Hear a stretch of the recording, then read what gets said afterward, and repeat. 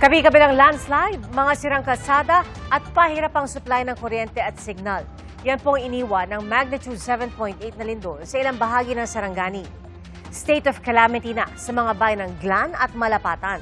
At ayon sa Office of Civil Defense, 38 na ang kabuang bilang ng patay. Saksi, si Maki Pulido.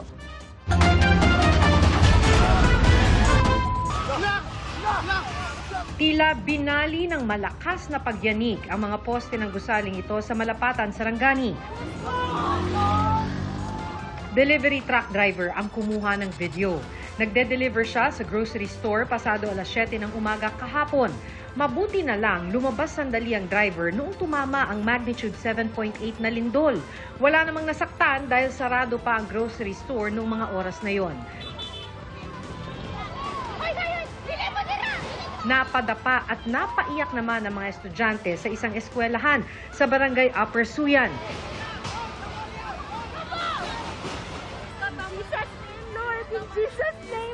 Kahapon, isinailalim na sa state of calamity ang bayan ng Malapatan na ayon sa PHIVOLCS ay naranasan ang intensity 8 na pinakamalakas na intensity na idinulot ng lindol.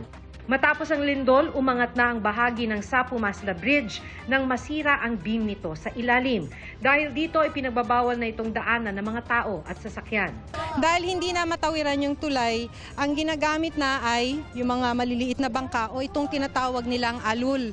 Dito sa alul na isasakay nila yung mga motorsiklo para makatawid dito sa ilog. So ang singil dito, pwede naman yung tao, kaso 50 pesos per head. Kung motorsiklo ang isasakay mo, 100 pesos isa. State of calamity na rin sa bayan ng Glan, Sarangani. Hanggang ngayon, hindi pa naaalis ang sasakyang ito na nagulungan ng malalaking tipak ng bato. Ligtas naman ang driver. Paglampas ng arko, mga naglalakihang bato mula sa gumuhong bahagi ng bundok ang pumarang sa kalsada. Kung titignan ninyo, ito putol na itong highway. Butas na talaga siya. Hindi na talaga yan madaraanan. Maliban dito sa landslide, na natakpan yung kalsada na hindi pa nakli-clear. May mga portions na talaga nitong kalsada na butas-butas na. Itong portion na to ng kalsada, biyak na talaga. In fact, maliban sa napakalaking butas na to kung saan naghiwalay na yung kalsada, banda rito, kung makikita ninyo, umangat na itong portion ng kalsadang to. Well, may butas dito, kailangan daw mag-ingat. Ito, kung titignan ninyo, umangat na itong portion ng kalsadang to. Hindi na talaga madaraanan kahit na maklear pa yung landslide sa bahaging yan. Ayon kay Glan Mayor Victor James Yap, sa inisyal na report, aabot sa 20 ang namatay sa kanilang bayan dahil sa lindol. 3 sa mga biktima, mag-iina ni Roldan Dante. Nang lumindol, nadaganan daw ng pader ang 2 anak niya, 8 months at 3 years old, pati ang kanyang misis. Nagtratrabaho noon sa bukid si Roldan kaya hindi na niya naabot ang buhay ang mag-iina. Ang iniisip ko, yung pamilya ko, yung unang nalagay sa isip ko. Hindi ako maka-uwi dito kaya ang dalan ba? Daan. Na Landslide, ma'am.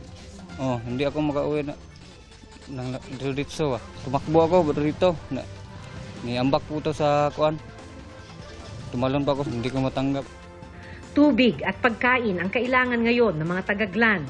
Problema ang kawalan ng kuryente at signal ng cellphone. Hindi ko na sila in-evacuate kasi yung evacuation center ko nasira noong 2023. Humingi akong funding, hindi ako binigyan ng funding. So nasira ngayon, wala na akong mapaglagyan ng evacuation.